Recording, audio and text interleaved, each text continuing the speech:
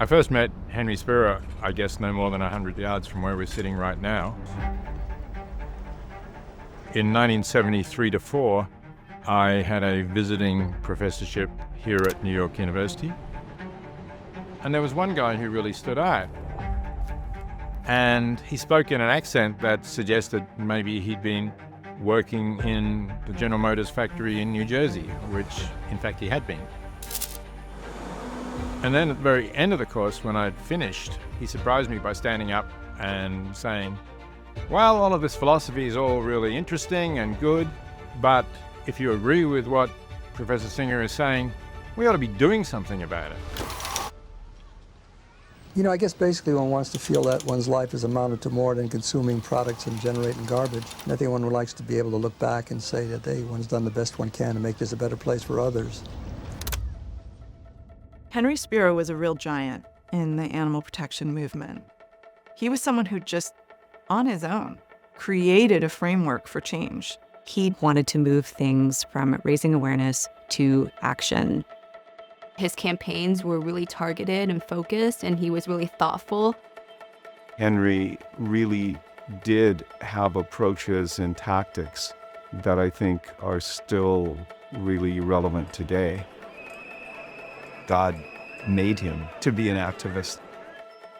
We're telling them that we wanted, with a sense of urgency, wanted to start developing immediately other non-animal methods for testing. The key thing about Henry was that he was focused on impact. And I think he was the first person to demonstrate to the animal protection movement that you could actually cause change. He saw a problem, he spoke out about the problem, he organized tactics for the problem to solve that problem. The blueprint that he laid out in his campaigns really are the foundation for so much of what happens in the movement, and in particular, so much of the real progress that's been based on his approach. There's so many lessons that Henry taught me from afar. One of the lessons is when you talk about trying to help animals, when you're waging a campaign, talk about an individual animal, not about the millions of animals that a certain company is abusing at a time or a certain law would affect. Human beings resonate with an individual, not with numbers. And I thought that was just such a wise path. He made an argument that actually we need to understand how people are thinking and find ways to intervene into that thinking and shift institutions through persuasion, and potentially, as a last resort, use forms of coercive tactics to make institutions change over time. He also just showed a number of things he was so good at. So, I mean, one was he was really patient. He went and talked to the company first. He tried to build a positive relationship. But second, he was unafraid of doing some hard-hitting stuff and being willing to come out. And third, he was also willing to accept a reasonable compromise and accept getting only part of what he wanted in exchange for getting some really meaningful progress for animals. His work on capturing the attention of Revlon and making real change through his major print ad campaigns had really, everyone just felt that he was the most amazing advocate. Henry had a big impact on the way animals were treated, but there's an enormous amount of suffering we're still inflicting on animals. In some respects, the situation is worse than it was when Henry was alive because the number of animals in factory farms worldwide has grown. What goes on to animals is the ultimate act of bullying. Henry was inspired that he had to be their voice. If anyone had a chance to meet a mother pig in a gestation crate, a cage barely larger than her body, all she's able to do is look forward. She can take one step back, one step forward. If anyone has a chance to look in her eyes and just to see the defeat, the sorrow, the pain in her eyes, you would want to fight for her too. We need to get more people into the movement, which will normalize things and legitimize things. We need more people. We need more people who are teachers and lawyers and grassroots activists and artists and journalists. And again, just normalize talking about animals, looking at animals, considering animals, and taking action for animals.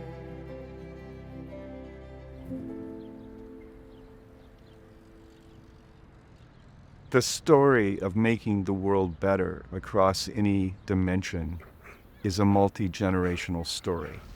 Making it better is something that can really only happen if generations of change makers can actually learn from each other. We have this Animal Studies MA program that really provides a platform for really pretty broad educational experiences for students. The NYU Animal Studies program is comprised of various different elements. There's the master's program, which the Henry Spira Scholarship will be associated with. There's an undergraduate as well, a minor in animal studies. There's a Center for Environmental and Animal Protection. And they really collectively have created an ecosystem that I don't think can be replicated anywhere else for people who are really focused on the important issues in terms of how animals interact with each other, with human beings, with the environment, with climate, or anything else. One of the key elements of the NYU program is it's interested in all aspects of academics and professional studies, you could even say, and how they touch on animal issues. So there are elements that touch into the law school, there are elements that go into the business school, there are elements that can reach out into the arts, into movies, documentaries, public policy. The students are fantastic. They're open-minded, they're questioning, they're confused, they're excited, they're cynical, they're optimistic, they're idealistic. What I love the most about the Animal Studies program is the faculty members. I think that they're incredibly supportive. They're all so wonderful. If you have projects in mind, if you have research ideas, if you have all these things that you want to achieve for animals, I think that the faculty members are going to be extremely happy to support you in that journey. Something that is beautiful about this program is that ways of looking at the world differently are being created right here, right now, in the discussions and the readings we're having. If you are trying to influence the world, looking to an academic department is critical. And NYU is doing work that no other university is. I've been in a very privileged position to meet many NYU students at this point and hire a lot of them. And what I can say is that they are very competent, they have knowledge in a lot of different areas, and they really see themselves as connectors. To have an environment where you can meet people, spend time with people, not just the professors, but the students, each other in the classroom or out of the classroom across the campus, is just a fantastic environment. And I've seen a lot of students who come here and they just feel like this couldn't be a better place for them to meet their own type of people and to build relationships as they move forward with their life and their careers. Henry actually got to animals in a university setting and at NYU. We always have a number of students who are really interested in new technologies and new forms of bringing about change, new forms of representation. And, you know, I suspect that if Henry were around, he would really think that's great.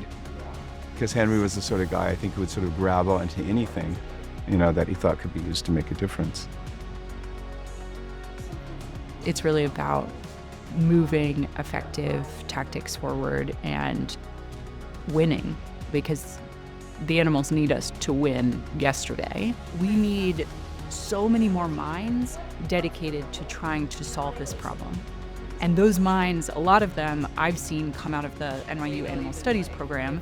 It's really been phenomenal in seeing how NYU has trained the next generation. It almost doesn't matter what the skills are that a student has when they enter the program. There's going to be a way for them to find their voice to use those skills.